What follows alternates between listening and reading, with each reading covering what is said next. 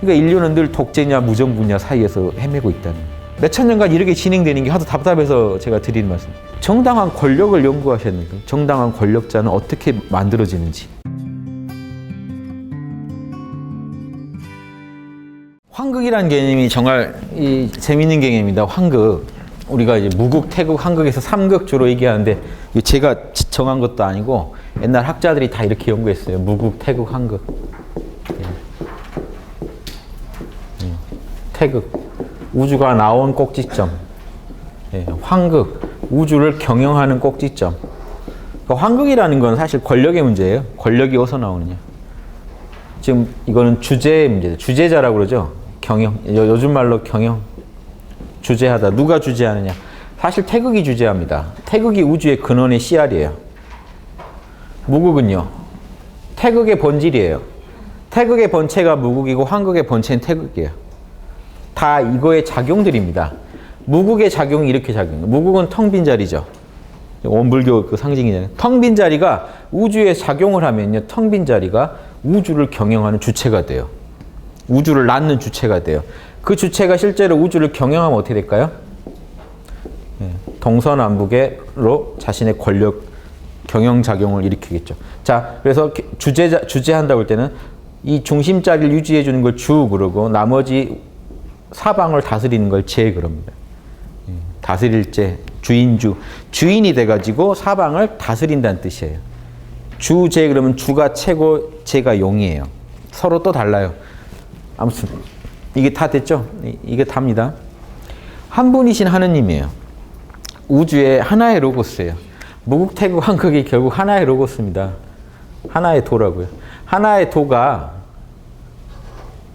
텅 빈 모습도 갖고 있고 우주의 근원이 된다는 측면도 갖고 있고 우주를 경영해 간다는 측면도 갖고 있고. 지금 보세요. 지금 눈앞에 요 펜 하나 떨어지지만 만유인력 법칙을 가지고 우주를 경영하고 있죠. 그럼 환극의 모습이지. 환극의 모습인데 환극의 경영을 할 수 있는 존재는 우주의 주인이어야 되지 않나요? 우주의 본질이어야 되지 않나요? 그럼 태극이고 그 본질은 본래 텅 비어 있어야 되지 않나요? 우주의 상대에서 주인이지 여기는 사실은 원래 이 태극 자리는 상대할 자리가 아니잖아요. 상대가 있을 수 없는 자리잖아요. 이원성을 초월한 가장 본 모습은 그냥 텅 빈이라고 밖에 말할 수 없는 거 아닌가요? 우주가 생겨야 현상계가 생겨야 현상계 절대계라는 게 현상계의 상대에서 절대계. 현상계를 낳은 자리인 태극이란 뜻은요. 이미 벌써 우주를 전제하고 있다고요. 현상계를. 그럼 그 절대계 그 자체만 얘기하면요. 초월이죠. 그냥 초월만 있지. 여기도 다른 말을 할 수가 없죠. 그런데 현상계 상대에서는 현상계의 주인. 현상계를 경영한다는 측면에서 현상계의 경영자. 자, 그런데 이 우리 안에도 인간 안에도 신성이 있기 때문에 인간 중에 제일 환극이 있지 않을까요? 인간 중에 주재자요. 자, 여러분 몸뚱이의 주재자는 마음이에요. 마음이 여러분의 환극이에요. 그러면 나라에서 주재자는요. 임금이요. 군주요. 군주가 이 나라의 환극입니다. 한 집안에도 집안의 가장이 집안의 환극이겠죠. 집안의 경영권을 쥐고 있는 사람이 환극. 권력이 그 사람으로부터 나올 때. 꼭 남편이 가장이 아니죠. 환극. 이 집안의 모든 문화와 이 돈과 이런 살림살이를 누가 결정하죠? 그 사람이 환극이겠죠. 그 사람이 하자는 게 다 그 가정의 모든 구성원이 따라야 될 때 그 사람한테 환극. 그런데 지금 이 정치에서 문제가 군주가 환극 자리인데 똑같아요. 이 명목상은 군주가 환극이어야 되는데 군주가 제 역할을 못하면요. 이 환극으로서 못 서게 돼요. 환극이 섰다라는 표현을 쓰는데 확립이 안 되게 돼요. 사람들이 이름만 환극이라고 해서 따르지 않거든요. 실제 환극작용을 하려는 거죠. 실제 우리 삶을 경영하고 있느냐. 그런데 이 인간의 문제에서는요. 로고스가 뭐로 발현되니까 뭐가 제일 중요합니까? 인의지요. 즉 인의지 신에 있어서 지금 양심에 있어서 백성들을 리드할 정도의 도덕적인 자질이 있는가가 되게 중요합니다. 동양에서는. 왜냐? 이거 없는 사람은 절대로 홍익인간을 안 할 거기 때문에. 아무리 군사력이 발달되고 경제가 발달되고 뭐가 발달돼도요. 돈이 많아도 그 사람 혼자 먹을 거기 때문에. 그리고 국방력도 어디다 쓰겠어요? 그 사람의 이득을 불리는 쪽에 군사력을 쓰겠죠. 백성을 위해서 군사력을 쓰는 게 아니라 지금 세계의 전쟁이 다 그렇습니다. 국민들 걱정해서 전쟁할까요? 지금 세계가? 소수가 더 잘 살아보려고 전쟁을 일으킵니다. 그렇죠? 옛날도 똑같아요. 옛날에도. 춘추 전국 시대 다 전쟁이 왜 일어납니까? 국민들을 위해서 전쟁 일으키나요? 아닙니다. 그거 집어먹으면 내 땅이 넓어지니까 전쟁을 일으켜요. 내 백성이 많아지니까, 내 돈이 부니까. 왕의 재산이 불고 그 기득권층이 전쟁을 일으켜서 국민 좀 죽더라도 우린 더 이득이니까 일으킨다는 말입니다. 그러니까 황극이 되려면요. 황극도 전쟁 일으킬 수 있어요. 그런 경우는 뭐냐면 진짜 세계 평화에 이바지하고 국민들을 더 살리기 위해서 하는 전쟁 아니고는 안 일으킬 겁니다. 아무튼 인위해지신 이 덩어리가 황극이 돼야만 우주를 경영할 수 있다. 이게 육아의 기본 정신이니까 황극은 무조건 도덕적이어야 됩니다. 단순한 경영권만 가지고 얘기하면 덜 황극이죠.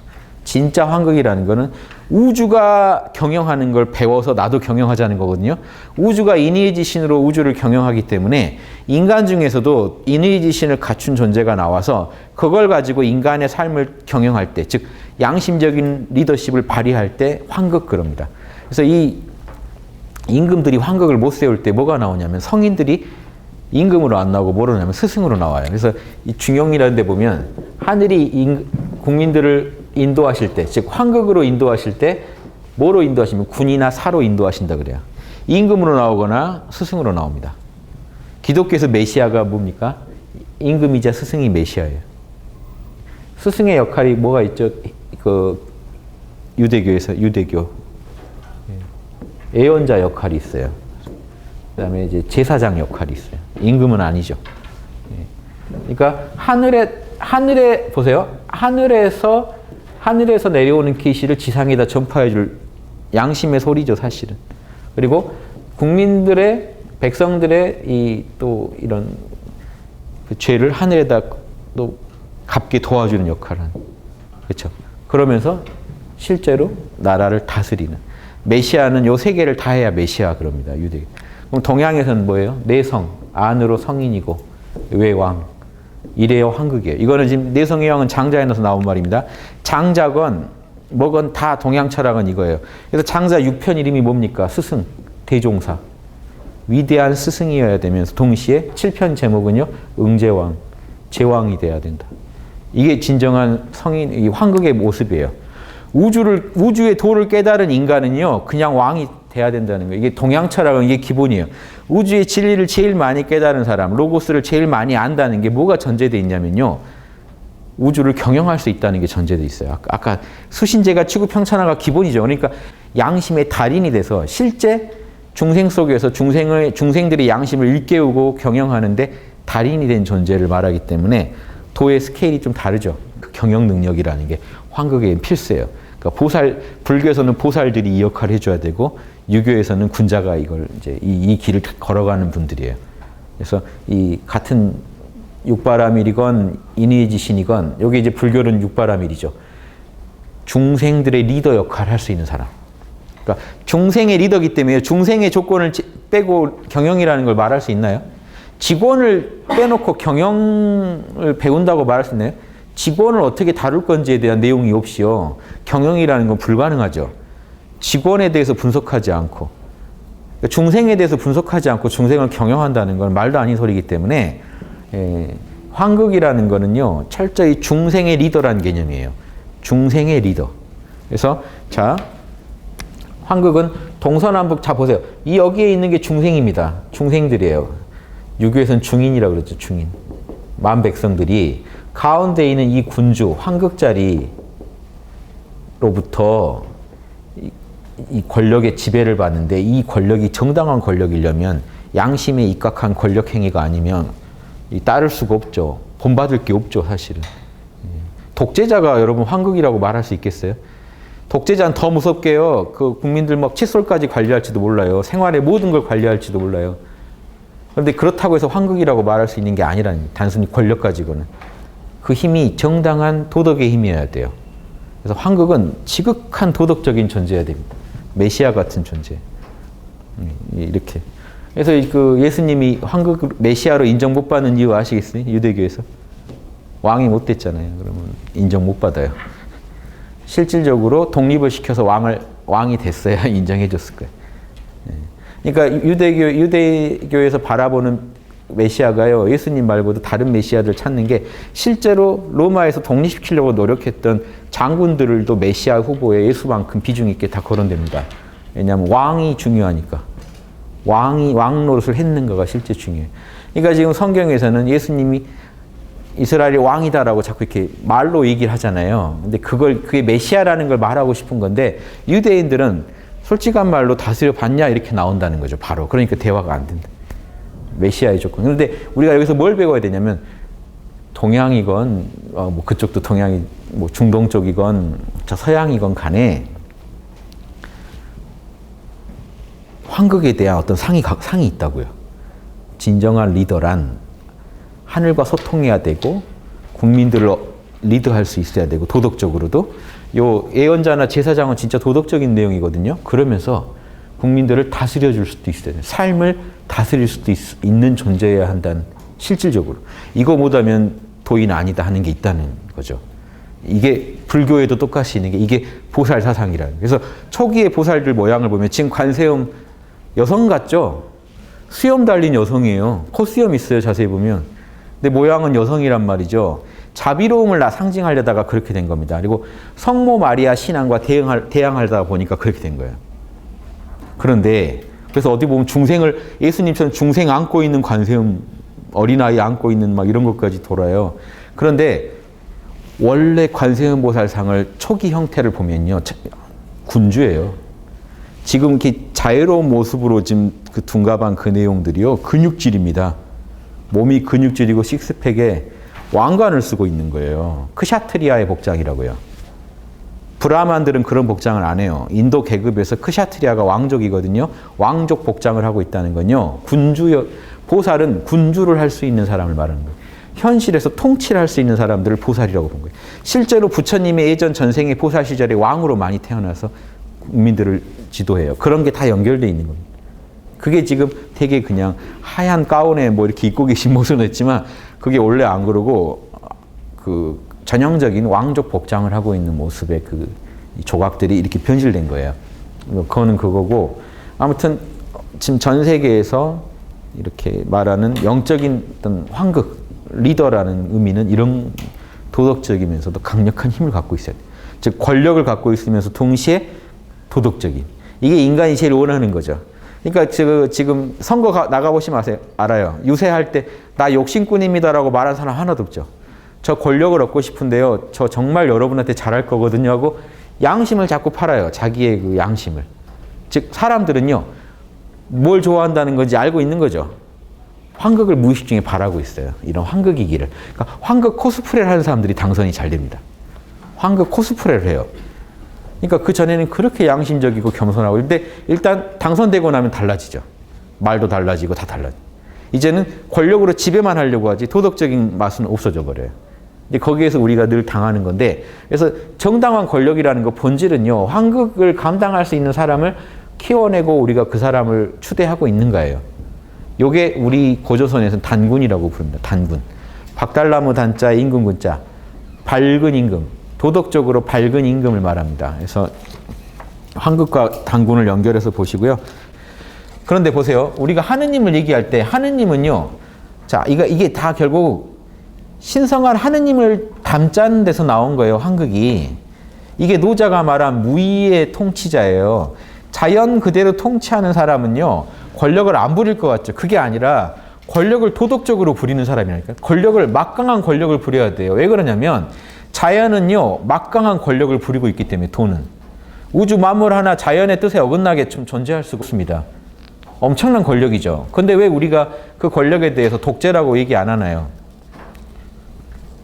합리적일 거라고 생각하는 거죠. 도덕적일 거라고 생각하니까 하느님 그러면 공정하시고 사리사욕 없게 일 처리하실 분이라고 생각하니까 그렇게 말하는 거지, 거기에 인간을 안 쳐나 봐요. 이제 복잡해져요. 그러니까 그때도 인간이 하더라도 양심 그대로 권력을 부릴 인간을 지금 모든 사상가 철학자들이 말하는 거지, 권력 없는 사람을 지금 얘기하는 게 아닙니다. 그런데 리더가 돼가지고 권력을 자꾸 나눠주면 큰일 나요. 그거는 방편으로서는 몰라도요, 황극 사상에서는 그거 아니에요.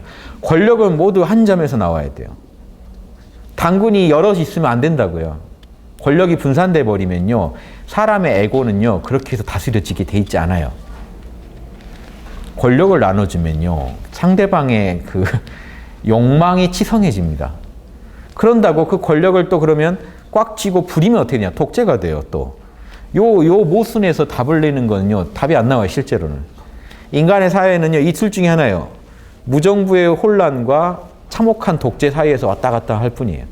권력을 주면 독재로 변하고 권력을 국민들이 그거 싫어서 안 주면 무정부 상태에 빠져요. 그럼 원하는 게 뭡니까? 그럼 우리가 독재가 답입니까? 무정부가 답입니까? 정당한 권력이 답인데 정당한 권력이 답이라는 거 빨리 알아채고 바로 정당한 권력자를 키워내는 데 집중했어야 되는데 사람들은 뭐에 집중하는지 아세요? 독재자로부터 권력 뺏는 행위에만 집중해요. 뺏고 나면 그럼 누가 차지합니까? 그 권력을. 또 다른 독재자가요. 계속 이 짓을 반복하고 있는 거예요. 정당한 권력이라는 것에 대해서 자나깨나 연구해야 돼요. 인간의 삶이 모두 힘들어진 이유는요. 정당하지 못한 권력 때문에 그러거든요. 비양심적인 권력 때문에 삶 전체가 힘들고 사람들이 죽어나가는데도요. 거기에 대해서는 연구를 안 하고요. 권력자가 된다 그러면 뭔가 뭐가 잘못됐다고 느끼는 거예요. 권력을 부리면 안 된다라고 생각하시고 권력은 자꾸 뺏어야 된다. 국민들이 권력을 뺏어야 된다 그러는데 그게 아니에요. 제대로 돌아가는 기업은요. 배당금 잘 주는 기업이지 자꾸 주주들 불러다가 우리 어떻게 할까요? 물어보는 기업이 아니죠. 즉 국민들 걱정 안 하게 하는 나라가 제일 제대로 된 나라입니다. 국민들이요. 정치에 신경 쓸 필요가 없게 합리적으로 경영을 해서 그 배당이 국민들한테 탁탁 떨어지는 나라예요. 그러면요. 국민들은 너 지지한다 더 해봐라 하면 끝나요. 이게 안 돌아가니까요. 야 모여라. 지금 또 어디로 모여라. 지금 경영자가 또 뭘 삥땅 해먹을지 모른다. 모여라. 계속 모여서 감시하고 지켜봐야 뭐가 된다라고 하는 그쪽으로 발달하게 되면요. 답이 안 나옵니다. 나중에. 어차피 칼자루 진 쪽은요. 마음대로 해먹을 거고 그 권력 뺏자고 나선 사람들은 또 다른 권력의 들러리로 계속 동원되게 돼요. 누가 또 부추깁니다. 저거 뺏고 싶은 사람이. 문제 있지 않냐 그러면 난리 나서 다 뺏어요. 그럼 그 다음에 누가 제가 잘해보겠습니다 하고 나오는 그 사람이 또 먹어요. 제가 그냥 지어낸 얘기가 역사책이요. 몇천 년간 이렇게 진행되는 게 하도 답답해서 제가 드리는 말씀. 역사책 한번 세계사건, 한국사건 빼서 보세요. 조선왕조실록이라도 한번 보세요. 만화로 된 거라도. 이 일이 계속 반복되고 있는데 우리는 거기에 대해서 어떤 대책이 없어요. 대책은 뭔지 아십니까? 뭐 선거제도 개선 다 좋은데 근본적으로요. 정당한 권력이라는 걸요. 어려서부터 뼛속까지 배워야 돼요. 반장부터 배워야 돼요. 정당하지 못한 반장이 어떤 해악을 끼칠 수 있고 제대로 된 반장은 어떤 반장인지부터 확고한 관을 세워나가서 나이 들어서도요. 리더를 뽑을 때 내가 아무리 뭐 돈이 좋고 뭐도 좋아도 저 사람을 뽑아놓으면 우리 다 고생해. 이런 게 확고하게 머리에 박혀 있냐는 거죠. 정당한 권력에 대한 상의. 안 그러면요. 권력을 부리면 또 큰일 나는 줄 알고 또 올바른 사람한테 권력 주면 또 권력을 나누고 있어요. 통치라는 게 안 이루어집니다. 다 개판되고 끝나요. 그러게 되면. 이게요. 통치라는 건요. 정당한 통치건 나쁜 통치건 간에 권력은 한 군데서 나와야 됩니다. 이게 기본적으로 통치라는 거예요. 통치라는 걸 모르는 분이 권력을 쥐면요. 권력 나누고 있어요. 그럼 나는 또 되게 잘한 것 같아요. 국민들한테 권력을 나눠줬기 때문에. 백가쟁명의 시대라 그러죠. 이제 이 나라가 전체가 무정부 상태로 빠집니다. 한 군데서 이 권력이 안 나오니까. 이게 다 방편인데 잠깐 쓰고 말아야 할 방편이 정론이 돼버리면 심각해져요. 이런 식으로는 통치 안 됩니다. 통치의 원형은 동식물 어디 다 가보세요. 아주 질서정연하게 굴러가는 이 사회라는 건요. 중심이 소수고 단일할수록 더 힘이 발휘합니다. 다수와 그리고 그 문제는 뭐냐면 이 중심이 다수를 위해서 일할 때 이 제대로 된 이 권력이라고 할 수 있는 거죠. 통치가 일어나는 거죠. 통치는 자 보세요. 통치는 권력이 한 점에서 나와야 된다는 거랑 두 번째 그 권력은요 철저히 국민을 위한 그 권력의 행사여야 된다는 거예요. 요게 담보되지 않으면요 뭔 짓을 해도 인간이 만들어낸 제도는 다 타락하게 돼 있다는 거예요. 우리 몸뚱이 하나 보실래요? 여러분 뇌가 통치하죠. 뇌가 여러분 경영합니다. 전두엽이 경영해요. 이런 전두엽이 몸 곳곳에 있다 그러면 난리 날 거예요. 의견 충돌이 나서. 둘이 싸워서 이길 때까지 기다려야 돼요. 밥을 먹어야 할지 말아야 할지. 먹자는 쪽과 말자는 쪽이 싸워서 이기는 쪽 가야 될 거 아닙니까? 그렇게 안 해놨어요. 자연은요, 이 뇌에서 모든 걸 결정하는데, 자, 보세요. 제가 손가락으로 지금 딱딱한 거 하나 만지죠. 이 정보가 뇌에 지금 그대로 다 갔습니다. 훌륭한 정부일수록 말단에서 벌어지는 일이 그대로 지금 중앙정부에 그대로 보고돼야 돼요. 거기에 대해 바로 대책이 나와야 돼요. 중앙과 중심이요. 소통이 어마어마하게 잘 되면서 바로바로 도덕적으로 자명한 결론이 탁탁 떨어져서 반응하고 모든 정보가 중앙으로 모이고 중앙에서 합리적인 반응이 바로 주변으로 퍼진. 여러분 그렇게 살고 계시다니까요 지금. 뇌에 지금 정보가 보고 안 되고 있으면 어떻게 되는지 아세요? 그걸 마비됐다고 그래요. 여기가 썩어나가도 몰라요. 이해되십니까? 자연에서 배워보세요. 모든 정보가 효과적으로 집결되고 그거에 대해서 자명한 해결책이 빨리빨리 나와서 다시 그 말단까지 퍼지는 요게 잘 이루어지는 이게 환극이에요. 그때 그 중심점을 환극이라고 하는 거예요. 그래서 그 중심점이 되는 리더는 무조건 양심적이어야 된다는 이유가 절대 안 그러면 말단을 위하지 않아요. 중심만을 위해서 악용해요. 그렇게 중앙으로 모인 정보를요 악용해요. 중심을 키우는 데 악용하고 말단을 때려잡는 데 쓰이면 최악이 되겠죠. 한 몸이 유지될 수가 없죠. 자연에서 배우시면 돼요. 이게 노자가 말한 무의의 치라는 거고 이게 육아에서 말하는 환극 사상입니다. 즉, 이 임금은요 권력의 정점에만 있을 게 아니고 도덕의 정점에 있어야 돼요. 이 사람이 말하는 로고스의 최고 대변자여야 돼요. 이 사람이 하는 말이 모든 로고스에 대해 제일 정밀한 얘기를 할 수 있는 사람이어야 돼요. 그래서 당군이 양심 제일 밝은 임금이어야 된다는 게요. 권력은 사람들이 만들어줄 수 있지만 도덕은 자기가 만들어야 돼요. 자기가 도덕을 못 개발한 사람이 그 자리 가면요. 그 힘을 못 부리니까 힘에 져가지고 결국 독재자로 끝난다는 겁니다. 이게 지금 환극사상이에요. 예, 그래서 사특한 붕당이나 패거리 문화가 없다는 건요. 사회의 도덕적인 표준이 임금 하나여야 된다. 가장 최고의 표준이. 이 사람 말고 다른 표준들이 나와버리면 그 사회는 벌써 환극이 제대로 성취된 사회는 아니다. 그런데 방편은 가능해요. 임금이 모자라면 어떻게 돼요? 스승으로 누가 나옵니다. 예수님, 부처님, 공자님 다 임금 못했죠. 그때는 사회가 벌써 환극이 제대로 통치된 사회는 아니고 무너진 사회인데 보완책으로는 그것도 가능해요. 보완책으로 스승들이 나와서 임금이 워낙 못하니까 민간에서 뭔가 도덕 밝히는 운동을 합니다. 이게 성인들이 나오는 이유예요. 임금이 도덕 밝히는 표준이 못 될 때 국민 중에 표준이 나오기 시작해요. 왜냐하면 국민들을 구해야 되니까. 이해되시죠? 그런 존재들이 스승이고 이제 성자들이 나와요. 근데 이거는 방편이지 정법은요. 임금이 도덕적이어야 된다는 게 환극사상이에요. 그게 제일 정법이다. 나머지는 방편이다 하는 겁니다. 환극의 말을 듣고요. 아 저렇게 살아야겠구나 하고 법칙을 배우더라는 이 정도 대화 환극입니다. 들었는데 들을 말이 없으면 환극이 아니에요. 들었더니요. 야 내가 얘기하는 게 낫겠다 이러면 환극이 아닌 거예요. 그 사람의 가르침이 그대로 경전이어야 돼요. 환극은요. 특징이 말을 하면 경전이어야 돼요. 행동을 하면은 그 경전의 어떤 그 이야기가 돼야 되고 말을 하면 그대로 경전의 가르침이 돼야 돼요. 별거 아닙니다. 로고스를 잘 실천하고 로고스를 잘 따르기 때문에 일어나는 현상이에요. 로고스의 화신이니까. 그래서 그 요한복음에 예수님을 다 로고스의 화신이라고 하는 겁니다. 예수님 하는 거 보면 로고스 알 수 있다. 그게 환극이에요. 그 시대에 이제 권력자들이 무도하니까 국민 중에 환극이 나온 거예요. 그렇게 이해하시면 돼요. 자, 여기서는 권력자이면서 환극이면 얼마나 끝내주겠습니까? 이게 메시아예요. 이런 식으로 한 가지 일, 한 가지 물건, 모든 사물이라는 거예요. 일은 사고요. 자, 사물을 보세요. 천하에서 물건들이 일으킨 작용은 일이라고 해요.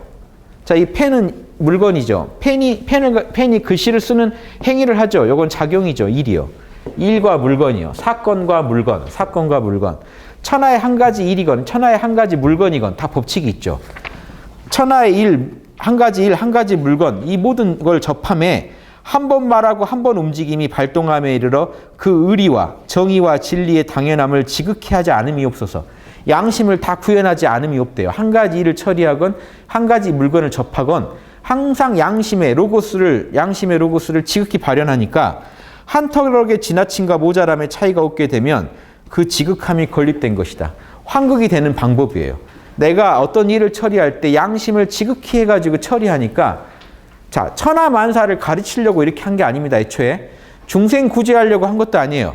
양심에 최선을 다했을 뿐이에요. 그랬더니 모든 중생을 구제할 수 있는 답이 나와버린 거죠. 본말은 다릅니다. 중생을 구제하는 거는 말이에요. 더 본은 뭐냐면요. 중생을 구제하는 게 옳은지 그른지를 어떻게 판단할 겁니까, 여러분이? 양심의 소리를 따르는 게 본이에요. 양심을 따르다 보니 나와 남을 모두 살리게 되는 겁니다. 홍익인간 하게 되는 거예요. 홍익인간 하겠다는데 너무 집착하시면 안 돼요. 인간을 도와야 된다 해가지고 집에 있는 돈 빼다가 자꾸 밖에다 내주고 하다가 우린 인간 아니냐 하고 이제 가족들이 파업하고 막 이래가지고 복잡해지는. 뭐가 문제가 된 겁니까? 양심을 따른 게 아니라서 그래요. 양심을 따르면요 그런 문제가 다 좋고 끝나게 돼 있습니다. 양심은요 누구 하나라도 피해를 보면요 신호를 바로 보내줘요.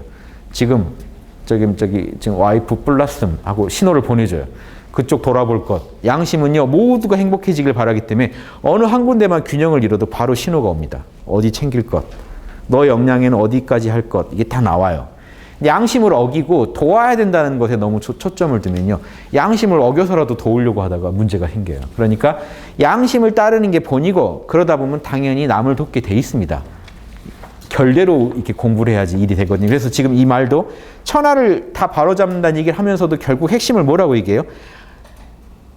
양심에 최선을 다했을 뿐이라는 말로 이렇게 마무리를 짓는 겁니다. 그러면 환극이 선다. 내가 내 양심을 최대한 밝히면 환극이 되는 거지 천하 백성들한테 뭐 떡값 돌리고 해서 환극이 되는 게 아니라는 거예요. 근원이 다르다. 그 도덕의 빛에 백성들이 감흥해서 그 사람을 추대하는 형식이 제일 옳다 이겁니다. 홍범구주는 뭐 진도보다는 계속 환극사상에 대한 얘기를 제가 하는데 이게 새 시대의 리더상을 세우는데 그걸 새로운 지금 그 동서양의 이런 정치제도도요 다 지금 변해야 됩니다. 그러면 이 동양의 도덕 정치 이론이 있거든요. 요걸 가지고 한번 각 문화에 맞게 자명한 거는 또 취해서 쓰시라는 거예요. 꼭 동양 걸로 통일합시다가 아니라 동양께 가지고 있는 이 자명한 사상, 요게 자명하면요 대통령제에도 적용해보고 한번 서로 취할 거 취해보고 가능하면 이런 이 환극 이론이 최대한 효과를 발휘할 수 있게 정치를 만들어 보면 어떨까 이겁니다. 정치지도를. 우리나라는요 세종이라는 위대한 환극을 가진 나라예요.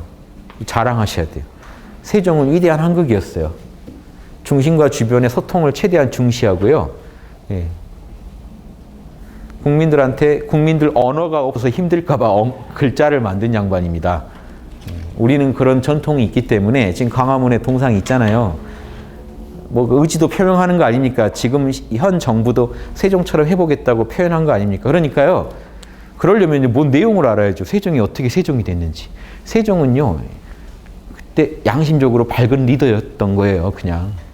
머리가 좋고 다른 거 다 떠나서 머리가 좋으면 더 좋지만 양심적이지 않으면요. 머리 좋은 거 다 국민을 더 교묘하게 착취하고 그 어떤 뽑아냈을 거예요. 그게 아니고 양심을 어떻게 닦았길래 그렇게 경영에다 양심을 썼는가. 그리고 양심 어떻게 닦았는가도 중요하지만 그렇게 닦아서 실제 정치할 때 양심 어떻게 적용했는가.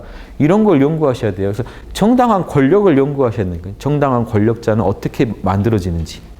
강력한 권력을 갖고 있으면서도 도덕적으로 쓰는 그 리더는 어떻게 만들어지고 길러지는지 그걸 연구하시지 않으면요. 답이 안 나옵니다. 왜냐하면 제가 이 얘기를 꼭 드린 게 다 여러분들이 철학을 시간 내서 철학 못 하셨죠. 저는 시간이 많았어요.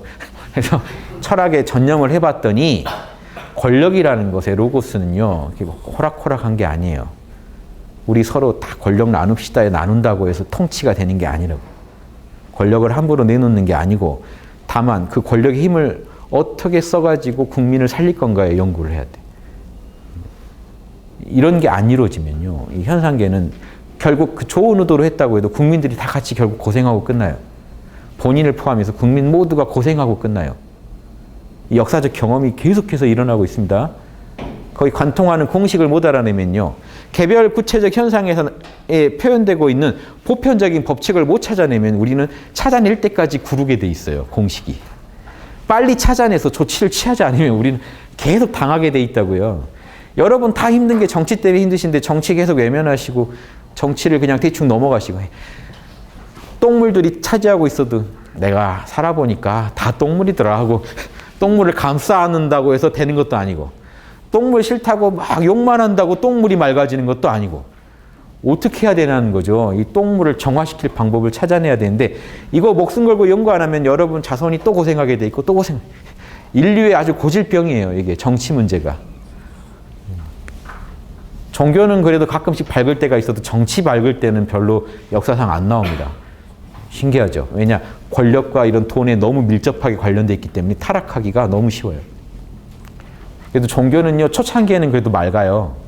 이제 가다가 타락하는데 정치는 권력 딱 쥐면 안색이 바뀌고 눈빛이 바뀌는데 이거 어떻게 해요? 이 문제에 대한 답을 로고스에서 못 내면 인류는 계속 고생해야 되니까 드리는 말씀입니다. 저는 몰라 하면 돼요. 그런데 여러분이 걱정돼서 드리는 말씀. 저는 몰라 하고 이렇게 살다 가면 되는데 이게 안 됐어서 연구를 하고 같이 완벽한 답을 바로 내는 게 아닙니다. 세종식 정치는요. 내가 답이니 따라라, 짐이 답이니 따라라라고 절대 안 했어요. 정조는 그렇게 했어요. 세조는 그렇게 안 했어요. 세종은 그렇게 안 했어요. 세종은요. 의견을 한번 들어보세요 해가지고 토론에서 자명한 결론 나온 대로 했어요. 가끔 고집 부렸죠. 한글이나 이런 거. 그 외에는요. 대다수는요. 합의되지 않으면 안 했어요. 17년간 여론조사를 해서 합의된 일도 있어요. 이거 일반 정치인이 못합니다. 설득될 때까지, 만장일치 나올 때까지 몰고 가는 거예요. 화백의 정신을 갖고 있다고요. 이런 정신이 진짜 올바른 뇌의 정신이에요. 한 몸을 제대로 경영하는 존재라면요. 당연히 그렇게 해야 되는데 사람들이 급한 마음에 자연의 결을 이배하고 내 욕심대로 합니다. 그럼 통치될 것 같아요. 애들도요. 설득 안 하고 내가 강요해서 때리고 막 하면 될 것 같아요. 당장에. 그 후유증이 언제 나올지 모릅니다.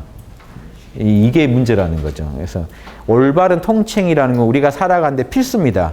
내 정신이 내 몸을 통치해야 되고 내가 내 가족을 통치해야 되고 직장에 가서 또 내 부하 직원을 통치해야 되고 누군가는 또 이제 리더가 돼서 대통령이 돼서 천하를 통치해야 되고 모든 통치행위가 우리 삶에 꽉 차 있는데 올바른 통치에 대해서 배우지 않고 있다는 거죠.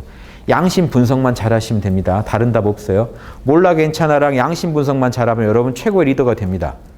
여러분을 경영자로 만들어주는 최고의 양심 경영자, 카르마 경영자로 만들어주는 방법이 지금 우리 학당에서 지도하는 방식이에요. 동서양 모든 철학을 회통해서 제가 엑기스만 짜낸 겁니다. 요거 그냥 쓰시면 돼요. 이거 쓰시면서 연구해 보세요. 안 쓰면서 연구만 하시면요. 10년 뒤에 이제 양심 노트 사러 오실 거 아닙니까? 내가 다 연구해 봤는데 이게 맞는 것 같아요. 그러지 마시고. 누군가는 그 10년간 써가지고 이미 도인됐어요. 쓰시면서 연구하면서 욕을 하시더라도 연구하시면서 욕하세요. 일단 양심하는 게 낫잖아요. 더. 그러니까 욕하시더라도 불만 있으시더라도 연구하시면서 같이 실천해가면서 욕하다 보면요. 그래도 그게 자명한 쪽으로 쓰이는데 그냥 욕만 하고 계시고 그냥 멀리서 관망하고 계시면 하나도 변화가 없습니다. 여러분 가정이 안 변하고 더 악화됩니다. 통치에서 손을 떼고 계시면요. 악화되지 나아지지 않아요. 근데 또 힘을 써서 통치를 하려고 하면 또 다른 방식으로 악화돼요. 그러니까 인류는 늘 독재냐 무정부냐 사이에서 헤매고 있다는 거예요. 철학자들이 예전에 다 분석해 놓은 거예요. 제 얘기가 아니라 철학책에 다 있어요. 제가 종합해서 말씀드리는 거예요. 답은 결국 제가 연구해 보니 답은 정당한 권력밖에 없더라고요. 정당한 권력이 답이라는 걸 알았으면요. 지금 권력을 소수에서 다수로 돌리자 그런 소리 하지 마시고 어떻게 그런 양심적 소수를 길러낼 건지 추대할 건지 그걸 연구하셔야 돼요. 자꾸 소수에서 다수로 권력이 옮겨가면 해결될 것 같으세요? 여러분 오늘부터 이제 부모님이 갖고 있는 권력을 자식들이 다 공유해서 가지면 가정이 해결될까요? 더 크게 싸우고 끝낼 수도 있습니다. 다시는 안 보는 사이가 될 수도 있어요. 이 답이 아니라는 거 아셔야 돼요. 제가 이 얘기를 제가 안 하면 또 누가 할까 해서 합니다. 이게 인문학적 결론은요. 그런 식이니까 이게 환극 사상이 대놓고 막 환극을 얘기하니까 부담스러우실 수도 있는데 권력을 자꾸 얘기하니까 권력의 집중을 얘기하고 이게 리얼입니다. 여러분은 이런 세상에 살고 계세요. 뇌더러 자꾸 권력 내놓으라고 해봤자 답이 나오지 않아요. 정신 차리고 사시는 연습을 하시는 게 맞습니다. 예, 여기까지 하겠습니다. 예.